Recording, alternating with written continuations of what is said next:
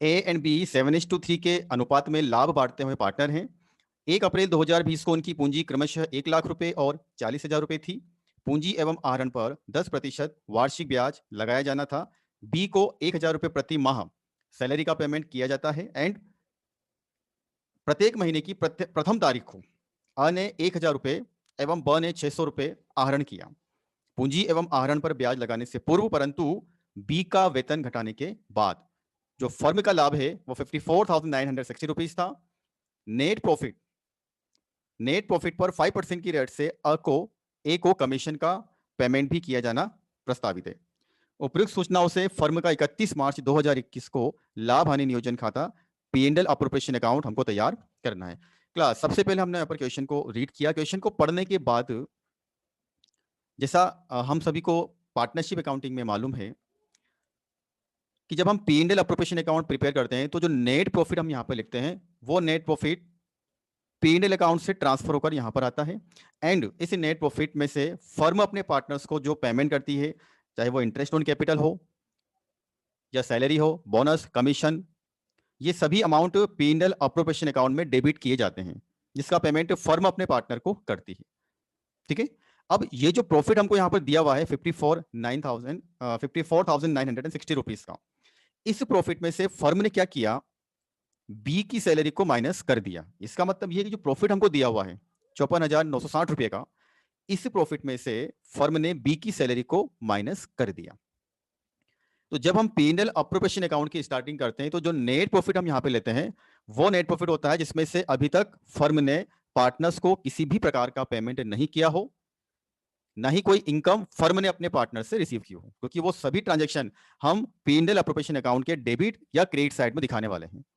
तो हमें करना क्या है, जब हम P&L अप्रोप्रिएशन अकाउंट की स्टार्टिंग करेंगे तो सबसे पहले जो नेट प्रॉफिट हमें क्वेश्चन में यहां पर दिया हुआ है, क्योंकि इसके अंदर से सैलरी टू बी माइनस हो चुकी है, तो हम सबसे पहले वो सैलरी यहां पर ऐड बैक करेंगे, उसको वापस से ऐड करेंगे, जिससे हमको यहां पर करंट ईयर का नेट प्रॉफिट पता लग सके।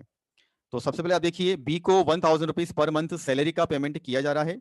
इसका मतलब फर्म ने पार्टनर बी को 12,000 रुपए एक साल में, ठीक है, 12 महीने की टाइम पीरियड में 12,000 रुपए का सैलरी का पेमेंट फर्म ने बी को किया होगा। तो वो अमाउंट हमको इस प्रॉफिट में ऐड करना है।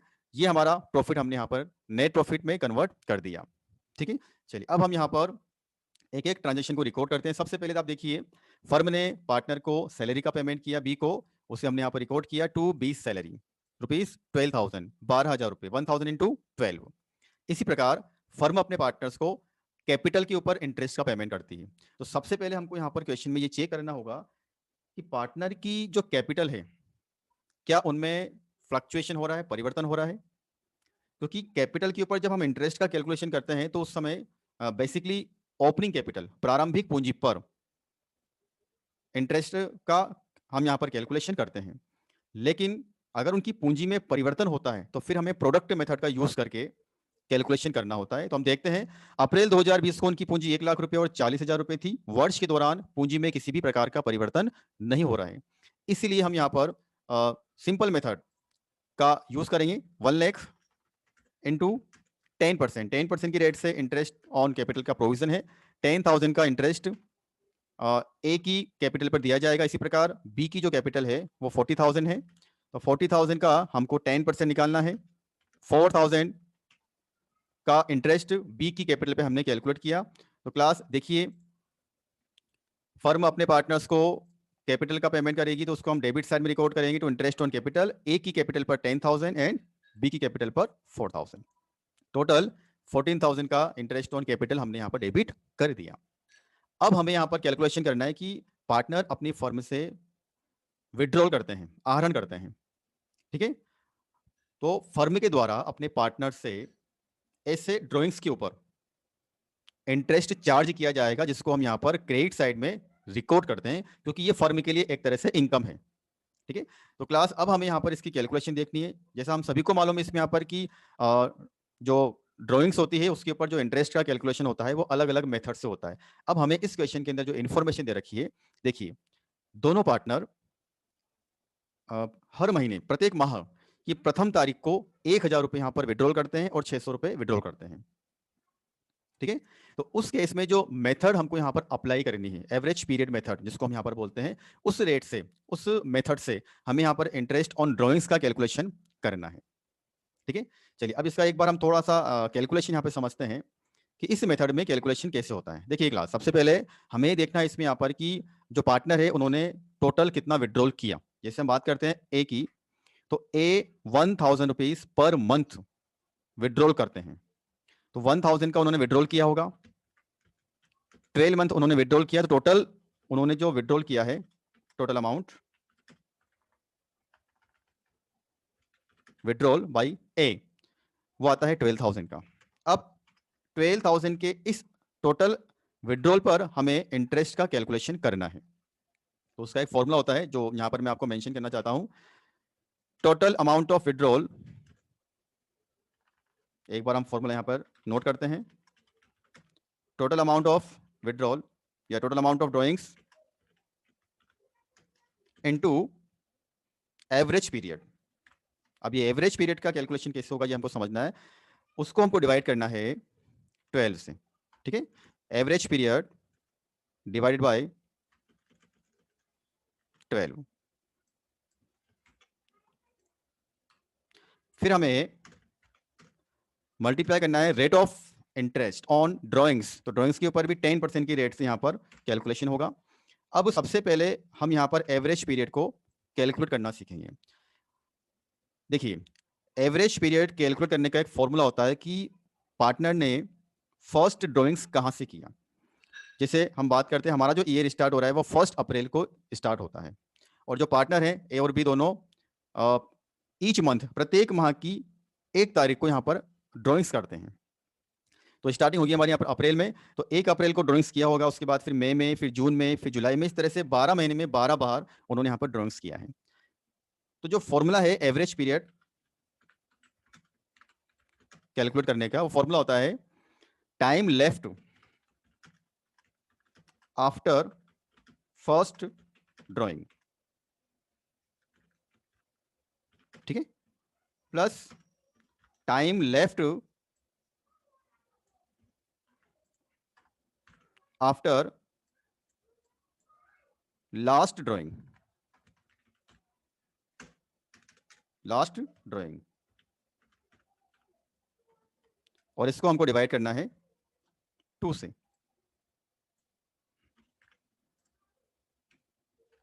हमें इसको डिवाइड करना है 2 से, जिससे हमारे यहाँ पर एवरेज पीरियड यहाँ पर कैलकुलेट होने वाला है। देखिए स्टार्ट करते हैं। सबसे पहले हम चाहे ए हो या बी हो, ए ने सबसे पहले जो ड्राइंग्स किया होगा वो 1 अप्रैल को किया। तो 1 अप्रैल से लेकर के हमको ईयर एंड तक नंबर ऑफ मंथ काउंट करने हैं। तो 1 अप्रैल, देखिए 1 अप्रैल 2020 से लेकर 31 मार्च 2021 तक हमको, देखिए ये निकल रहा है हमारा time left after first drawing. 1 अप्रैल को उन्होंने आहरण किया, ठीक है। तो वहां से अब ईयर एंड में कितना टाइम बचा, तो वो आता है 12 मंथ, एग्जैक्टली 12 मंथ। इसी प्रकार देखिए अगली calculation, time left after last drawing. तो ए हो या बी हो, दोनों ने जो आहरण किया है, विड्रॉल किया है, वो हर महीने की 1 तारीख को किया है। तो 1 अप्रैल 20 को किया, फिर 1 मई 20 को किया, इसे करते करते उन्होंने लास्ट ड्राइंग किया होगा 1 मार्च 2021। यह है लास्ट ड्राइंग, ठीक है, क्योंकि हर महीने की 1 तारीख को वो आहरण कर रहे हैं, 12 महीने में उन्होंने 12 बार यहाँ पर ड्राइंग्स किया है। तो 1 मार्च 2021 को लास्ट ड्राइंग किया गया। तो वहां से लेकर के ईयर एंड, क्योंकि हमारा ईयर एंड कब हो रहा है, 31 मार्च के दिन, तो वहां से हमें यहाँ पर ईयर एंड तक कैलकुलेशन करना, वो कितना आता है 1 मंथ, ठीक है। तो इस तरह से हमने क्या किया, time left after first drawing. एक बार फिर से आप समझे, फर्स्ट टाइम उन्होंने जब ड्राइंग्स किया वो 1 अप्रैल 2020 को किया, उसके बाद फिर हर महीने की 1 तारीख को ड्राइंग्स करते हैं। तो हमें सबसे पहले कैलकुलेशन करना है कि पहली बार जो ड्राइंग हुआ है, आहरण हुआ है, वहां से लेकर के वर्ष के अंत तक कितना टाइम बचा। क्योंकि हमारा ईयर एंड 31 मार्च है 2021, तो 1 अप्रैल 2020 से 31 मार्च 2021 12 महीने का हमारा टाइम यहाँ पर आता है। इसी प्रकार वो हर महीने की 1 तारीख को अमाउंट विड्रॉल करते हैं। तो लास्ट विड्रॉल उन्होंने किया होगा इस 12 महीने में, जो हम कैलकुलेशन कर रहे हैं अप्रैल टू मार्च, 1 मार्च को, ठीक है। तो 1 मार्च 2021 से ईयर एंड, और ईयर एंड हमारा कब हो रहा है 31 मार्च 2021। तो 1 मार्च 2021 से 31 मार्च 2021 तक 1 महीने का हमारा इसमें टाइम बचता है। अब हम इसको वैल्यू को फॉर्मूले में पुट करते हैं। तो time left after first drawing कितना है 12 plus time left after last drawing, अंतिम आहरण के पश्चात कितना समय बचा, 1 महीना। किससे डिवाइड करना है 2 से। ठीक है, तो 12 प्लस 1 डिवाइड बाई 2, 13 को हमने डिवाइड किया 2 से तो 6.5, ये हमारा आता है एवरेज पीरियड। ठीक है, तो क्लास अब एवरेज पीरियड को हमने यहाँ पे कैलकुलेट किया 6.5 एवरेज पीरियड। अब इसको हम यहाँ पर फॉर्मूले में वैल्यू को रख सकते हैं। तो देखिए फॉर्मूला हमने इस तरह से यहाँ पर अप्लाई किया हुआ है, interest on drawings of A 12,000 into average period upon 12, देखिए इंटू रेट ऑफ इंटरेस्ट 10%, तो 650 इंटरेस्ट ऑन ड्रॉइंग्स आता है ए की कैलकुलेशन। ठीक है, इसी प्रकार बी का भी हमने कैलकुलेशन किया, तो बी ने जो अमाउंट विड्रॉल किया है वो है 600, ए ने 1000, बी ने 600, तो total amount withdrawal by B 7200। अब हमें यहाँ पर फॉर्मूला अप्लाई करना है, total amount of drawings into average period upon 12 into rate of interest that is 10%, अमाउंट आता है 390। ठीक है, तो देखिए P&L अप्रोप्रिएशन अकाउंट में हमने इसको रिकॉर्ड किया bye interest on drawings 650, 390, total 1040। ठीक है, चलिए अब आगे हम कैलकुलेशन को कंटिन्यू करते हैं। तो फर्म ने अपने पार्टनर्स को सैलरी का पेमेंट किया, हमने उसको डेबिट साइड में रिकॉर्ड किया। फर्म ने अपने पार्टनर्स को कैपिटल के ऊपर इंटरेस्ट का पेमेंट किया, हमने उसको रिकॉर्ड किया। फर्म अपने पार्टनर से ड्राइंग्स के ऊपर इंटरेस्ट चार्ज करती है, उसको भी हमने रिकॉर्ड किया। अब ये रिकॉर्ड करने के बाद हमें कैलकुलेशन करना है कमीशन का। देखिए कमीशन का कैलकुलेशन एक स्पेशल तरीके से होता है। तो नेट प्रॉफिट पर 5% की रेट से ए को कमीशन दिया जाना है। अब यहां पर जो नेट प्रॉफिट है उसका कैलकुलेशन कैसे होगा वो हमें यहां पर समझना है। देखिए कैलकुलेशन कैसे होगा, कमीशन के कैलकुलेशन के लिए सबसे पहले हमको ये देखना होगा कि फर्म के पास प्रॉफिट कितना था, 66960। ठीक है, क्रेडिट साइड में देखिए आप 66960 प्लस 1040, मतलब 1040 रुपए का फर्म को एक तरह से इंटरेस्ट ऑन ड्रॉइंग्स मिलता है। तो क्रेडिट साइड का टोटल होता है, देखिए कमीशन की कैलकुलेशन हम कर रहे हैं, उसके लिए ये कैलकुलेशन को समझना है। तो क्रेडिट साइड का टोटल है 66960 प्लस 1040, 68,000। ठीक है, इसमें से जो ट्रांजेक्शन अभी तक हमारे हो गए, तो 68,000 में से अब आप देखिए डेबिट साइड में कितना लिखा हुआ है, एक तो 12,000 का सैलरी, इसका आपको माइनस करना है, उसके बाद में 14,000, क्योंकि ये ट्रांजेक्शन अभी तक हो चुके हैं कमीशन के पहले। कमीशन की जो कैलकुलेशन होती है वो रिमेनिंग प्रॉफिट के ऊपर होती है, तो हम यहाँ पर रिमेनिंग प्रॉफिट का कैलकुलेशन कर रहे हैं। तो 68,000 में से हमने क्या किया, 12,000 को माइनस किया कमीशन के लिए, फिर 14,000 को माइनस किया, तो नेट प्रॉफिट जो बचा हुआ है वो है 42,000 का। अब हमें इस 42,000 के नेट प्रॉफिट के ऊपर ए को कमीशन देना है। ठीक है, तो जब हम कमीशन की कैलकुलेशन करते हैं तो वहां पर दो तरह की हमारी यहाँ पर थ्योरी है, दो तरह की कॉन्सेप्ट है, बिफोर कमीशन, आफ्टर कमीशन। ये जो नेट प्रॉफिट है देखिए उसमें ब्रैकेट में लिखा हुआ है ऐसा कमीशन घटाने के बाद, जिसको हम बोलते हैं शॉर्ट में आफ्टर कमीशन। एक होता है बिफोर कमीशन, ऐसा कमीशन घटाने के पूर्व, बिफोर कमीशन। तो दोनों केस में क्या डिफरेंस होगा क्लास, ये आप देखिए। आफ्टर कमीशन वाले केस में हमें क्या करना है, जो नेट प्रॉफिट हम यहां पर कैलकुलेट करते हैं तो उसका एक फॉर्मूला होता है, net profit into rate of commission. ठीक है, उसको डिवाइड करते हैं 100 प्लस रेट ऑफ कमीशन। देखिए समझिए इसको आप यहां पर, यदि क्वेश्चन में इस तरह की इंफॉर्मेशन हमको दे रखी है कि net profit after, net profit before, दो इन्फॉर्मेशन हमको मिलती है, तो नेट प्रॉफिट आफ्टर में हमको ये वाला फॉर्मूला अप्लाई करना है। तो नेट प्रॉफिट हमें दिया हुआ है, निकाला हमने अभी यहाँ पर 42,000 का, इनटू रेट ऑफ कमीशन है, कमीशन की रेट आपको दे रखी क्वेश्चन में 5 अपॉन 100 प्लस 5। तो हमारी इक्वेशन क्या बनेगी इसमें, यहाँ पर 42,000 इंटू 5 डिवाइडेड बाई 105। ठीक है, 42,000 इंटू 5 अपॉन 105, तो कमीशन आता है ₹2000। अब हमें यहाँ पर ध्यान रखना है, यदि क्वेश्चन में बिफोर, जो यहाँ पर लिखा हुआ है बिफोर कमीशन लिखा हुआ रहता है, ऐसा कमीशन घटाने के पूर्व, तो उस केस में हमारा जो फॉर्मूला इसमें होता है net profit into rate of commission upon 100। तो हम यहाँ पर 105 से डिवाइड ना करके हम यहाँ पर 100 से डिवाइड करते हैं, अगर बिफोर लिखा हुआ था क्वेश्चन के अंदर। तो इस तरह से हमने यहाँ पर कमीशन का कैलकुलेशन किया, फिर उस कमीशन को हम यहाँ पर P&L अप्रोप्रिएशन के डेबिट साइड में रिकॉर्ड करना है। ठीक है क्लास, तो अब फर्म ने सभी पार्टनर्स को interest on capital, salary, commission, interest on drawings को एडजस्ट करने के बाद अब हमें यहाँ पर डिस्ट्रीब्यूटेबल प्रॉफिट का कैलकुलेशन करना है। 68,000 में से हमने 3 अमाउंट को माइनस करना है, जिससे हमें यहाँ पर डिस्ट्रीब्यूटेबल प्रॉफिट मतलब वितरण योग्य लाभ का पता लग सके। देखिए क्या करना है हमको, 68,000 क्रेडिट है टोटल, हम बैलेंस निकाल रहे हैं P&L अप्रोप्रिएशन अकाउंट का। उसमें से हमने 12,000 को माइनस किया, फिर हमने 14,000 को माइनस किया, फिर हमने 2,000 को माइनस किया। ठीक है, सबको माइनस करने के बाद जो फर्म का वितरण योग्य लाभ बचा है, डिस्ट्रीब्यूटेबल प्रॉफिट, वो आता है 40,000 रुपए। अब ये प्रॉफिट हमें फर्म में डिस्ट्रीब्यूट करना है दोनों पार्टनर के बीच में। तो उसके लिए हमको रेशियो चाहिए यहाँ पर, और वो रेशियो हमको क्वेश्चन में दिया हुआ, देखिए 7:3, 7:3। तो 40,000 के इस प्रॉफिट को, जिसको हम बोलते हैं डिस्ट्रीब्यूटेबल प्रॉफिट या फिर वितरण योग्य लाभ, इस प्रॉफिट को 7:3 के रेशियो में जब बांटा जाएगा तो ए का शेयर आता है 28,000 एंड बी का शेयर आता है 12,000। इस तरह से हमारा P&L अप्रोप्रिएशन अकाउंट यहां पर कंप्लीट होता है। रुचि और प्रशांत एक फर्म में पार्टनर है और लाभ हानि को 3:1 के अनुपात में बांटते हैं। 1 अप्रैल 2020 को उनकी पूंजी क्रमशः 50,000 एंड 40,000 रुपीज है। 31 मार्च 2021 को समाप्त होने वाले वर्ष के दौरान फर्म का लाभ 57,500 रुपए था। फर्स्ट पॉइंट है, जिनका समायोजन हमें इस प्रॉफिट में से करना है। पूंजी पर 5% प्रति वर्ष की दर से ब्याज दिया जाना है। सेकेंड पॉइंट, रुचि बिक्री पर 2% कमीशन प्राप्त करेगी। थर्ड पॉइंट, वर्ष की बिक्री 1,25,000 रुपीज थी। प्रशांत को हर महीने 250 रुपए सैलरी प्राप्त होगी। प्रशांत उसके भवन का फर्म द्वारा प्रयोग किए जाने के लिए 625 रुपया प्रति माह किराया प्राप्त करने का अधिकारी है। विभाजन योग्य लाभ का 10% जनरल रिजर्व में ट्रांसफर किया जाना है। आपको लाभ हानि नियोजन खाता, P&L अप्रोप्रिएशन अकाउंट तैयार करना है। क्वेश्चन को हमने पढ़ा। क्वेश्चन को पढ़ने के बाद हमें सबसे पहले करंट ईयर के प्रॉफिट को चेक करना होता है। ये वो प्रॉफिट होता है जो प्रॉफिट एंड लॉस अकाउंट से ट्रांसफर होकर P&L अप्रोप्रिएशन अकाउंट में आने वाला होता है।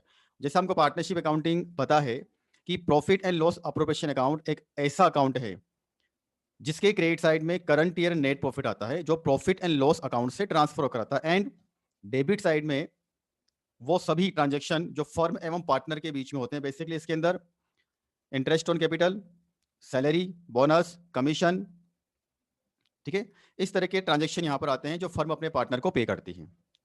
अब सबसे पहले जब हमने क्वेश्चन को यहाँ पर देखा तो 57,500 का प्रॉफिट, 57,500 रुपए का प्रॉफिट हमें क्वेश्चन में दिया हुआ है।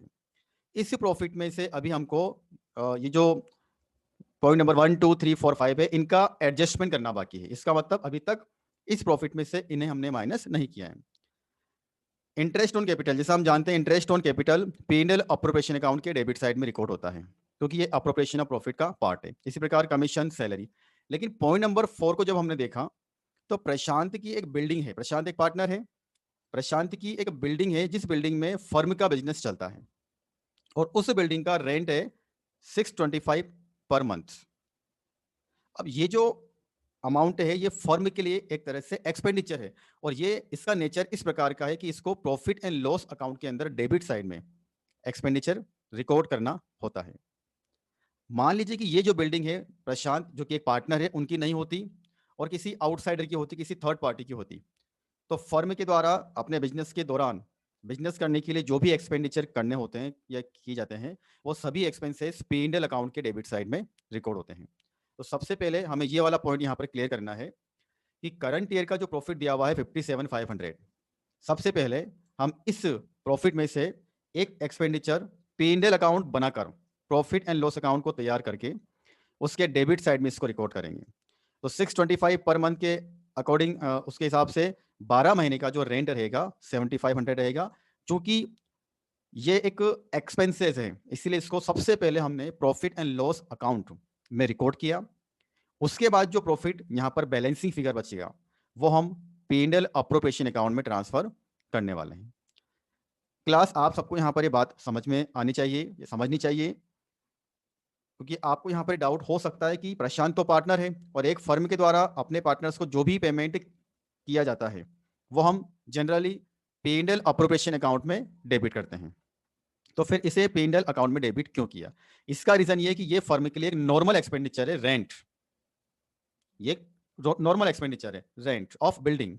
ठीक है, तो जिस तरह से एक फर्म अपने बिजनेस को कंटिन्यू करने के लिए, बिजनेस को बढ़ाने के लिए उसमें rent, electricity, salary to worker, salary to employees, इस तरह के नॉर्मल एक्सपेंडिचर करती है, उसी प्रकार रेंट भी फर्म का एक कॉमन एक्सपेंडिचर है। इसीलिए इसको यहाँ पर हमने डेबिट किया है, क्योंकि 57,500 रुपए के प्रॉफिट में से अभी तक हमने ये रेंट माइनस नहीं किया था।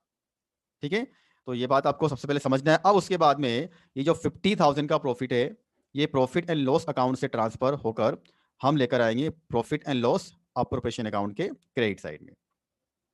अब हमें यहाँ पर जो ट्रांजेक्शन हम रिकॉर्ड करते हैं, interest on capital, salary, commission, bonus to partner by form, वो सभी हम यहाँ पर डेबिट साइड में रिकॉर्ड करने वाले हैं। सबसे पहले हम बात करते हैं इंटरेस्ट ऑन कैपिटल। तो देखिए, इंटरेस्ट ऑन कैपिटल की कैलकुलेशन के लिए हमें सबसे पहले देखना होता है कि क्या क्वेश्चन के अंदर हमको ओपनिंग कैपिटल दे रखी है, क्या ड्यूरिंग द ईयर, वर्ष के दौरान साझेदारों की पूंजी में कोई परिवर्तन हो रहा है। यदि पार्टनर्स की कैपिटल में किसी भी प्रकार का कोई फ्लक्चुएशन, कोई परिवर्तन वर्ष के दौरान नहीं होता है, तो हम ओपनिंग कैपिटल पर सिंपल मेथड से इंटरेस्ट का कैलकुलेशन करेंगे। देखिए, 1 अप्रैल 2020 को उनकी जो कैपिटल है वो 50,000 एंड 40,000 है। ठीक है, तो हम सबसे पहले 50,000 के ऊपर 5% की रेट को अप्लाई करके इंटरेस्ट का कैलकुलेशन करेंगे। तो कैलकुलेशन आता है 2500, बिल्कुल नॉर्मल कैलकुलेशन है। 50,000 इंटू 5%, 2500 इंटरेस्ट ऑन कैपिटल। तो रुचि की कैपिटल पर 2500 का इंटरेस्ट हमने कैलकुलेट किया। इसी प्रकार प्रशांत की जो कैपिटल है वो ओपनिंग कैपिटल है 40,000, इसके ऊपर हमने 5% का कैलकुलेशन किया, तो वो आता है 2,000 रुपए, रुपीज 2,000। तो first transaction P&L appropriation account में हमने डेबिट किया to interest on capital 2500 and rupees 2,000, total 4,500। Interest on capital को डेबिट करने के बाद अब हमें यहां पर सेकेंड नंबर का पॉइंट देखना है, रुचि बिक्री पर 2% कमीशन भी प्राप्त करेगी। तो रुचि के द्वारा फर्म में जो भी गुड्स सेल किया जाएगा उसका 2% हमें फर्म को यहां पर रुचि को कमीशन देना है। तो देखिए 1,25,000 इसका 2%, तो रुपीज 1,25,000 का हम यहाँ पर 2% कैलकुलेट करेंगे तो 2,500 रुपए का कमीशन बनता है रुचि का। ठीक है, देखिए सेकंड ट्रांजेक्शन जो हमने यहाँ पर डेबिट किया टू रुचिस कमीशन, रुपीज 1,25,000 इंटू 2%, 2,500 रुपए कमीशन के हमने यहाँ पे डेबिट कर दिए। इसी प्रकार फर्स्ट एंड सेकंड पॉइंट को कंप्लीट करने के बाद अब हमें अगला पॉइंट देखना है। प्रशांत को 250 रुपीज का पेमेंट होगा सैलरी के नाम पर। तो टोटल पेमेंट जो प्रशांत का होने वाला है सैलरी का 250 इंटू 12, तो to Prashant salary account 250 into 12, total rupees 3,000। ठीक है, चलिए अब उसके बाद जैसा क्वेश्चन में यहाँ पे हमको बोला हुआ है कि प्रॉफिट में से, करंट ईयर प्रॉफिट में से पार्टनर्स को salary, interest on capital, commission, इन सभी का पेमेंट करने के बाद जो प्रॉफिट बचता है उसको हम बोलते हैं यहाँ पर डिस्ट्रीब्यूटेबल प्रॉफिट या फिर वितरण योग्य लाभ। अब इस वितरण योग्य लाभ का 10% जैसा क्वेश्चन में लिखा हुआ है जनरल रिजर्व में ट्रांसफर किया जाएगा। तो हमें यहाँ पर कैलकुलेशन करना होगा कि 50,000 रुपए का जो प्रॉफिट था इसमें से फर्म ने अपने दोनों पार्टनर्स को पूंजी पर ब्याज का भुगतान किया 4,500, रुचि को कमीशन का पेमेंट किया 2,500 और प्रशांत को सैलरी का पेमेंट किया 3,000। उसके बाद फर्म का जो प्रॉफिट बचता है वो प्रॉफिट है 40,000 का। इसको बोलते हैं हम यहाँ पर remaining profit for general reserve calculation. अब हमें 40,000 का 10% कैलकुलेट करना है और ये अमाउंट ट्रांसफर होगा जनरल रिजर्व में। देखिए P&L अप्रोप्रिएशन अकाउंट के अंदर नेक्स्ट ट्रांजेक्शन हमारा रिकॉर्ड हुआ to general reserve, amount transfer to general reserve rupees 4,000। ठीक है, तो 50,000 में हमने interest on capital, Ruchi commission, Prashant salary, general reserve transfer को माइनस करने के बाद P&L अप्रोप्रिएशन अकाउंट का हमने यहाँ पर बैलेंसिंग किया, बैलेंस निकाला, तो वो बैलेंस आता है 36,000। अब ये जो प्रॉफिट है जो P&L अप्रोप्रिएशन अकाउंट में हमारा बचा हुआ है, ये प्रॉफिट रुचि एवं प्रशांत में 3:1 के रेशियो में बांटा जाएगा। 3:1 में हमें इस प्रॉफिट को दोनों पार्टनर्स में डिस्ट्रीब्यूट करना है। देखिए, रुचि का जो प्रॉफिट में शेयर है वो आता है 36,000 इंटू 3/4, क्योंकि 3:1 में 3:1 के रेशियो में हमको इसको डिस्ट्रीब्यूट करना है। तो रुचि का जो प्रॉफिट में शेयर है वो आता है 27,000। इसी प्रकार प्रशांत का प्रॉफिट में शेयर आएगा 9,000। वो इस तरह से हमने यहाँ पर कैलकुलेट किया है 36,000 इंटू 1/4 रुपीज 9,000। ठीक है, तो इस तरह से हमको यहाँ पर P&L अप्रोप्रिएशन अकाउंट तैयार करना है। ठीक है, चलिए एक बार फिर से हम यहाँ पर जो इस क्वेश्चन का स्पेशल पॉइंट है जो हमको ध्यान रखना है, वो आपको ये देखना है कि प्रशांत की बिल्डिंग में फर्म अपना बिजनेस यहाँ पर रनिंग कर रही है। ठीक है, तो सबसे पहले चूंकि ये बिजनेस का, ये फर्म का एक नॉर्मल एंड कॉमन एक्सपेंडिचर है। ठीक है, ये प्रशांत मतलब पार्टनर को दिया जा रहा है, लेकिन पहले इसको हम P&L अकाउंट में डेबिट करेंगे। ठीक है, इसलिए यहाँ पर पहले हमने P&L अकाउंट बनाया और उसमें यहाँ पर इस एक्सपेंडिचर को रिकॉर्ड किया बिजनेस का एक कॉमन एक्सपेंडिचर मान करके। उसके बाद जो प्रॉफिट बचा था उसको हमने P&L अप्रोप्रिएशन अकाउंट में ट्रांसफर किया। उसके अंदर फिर हम जो ट्रांजेक्शन रिकॉर्ड करते हैं, interest on capital, salary, bonus, commission, ये सभी हमने यहाँ पर इसके डेबिट साइड में रिकॉर्ड किए।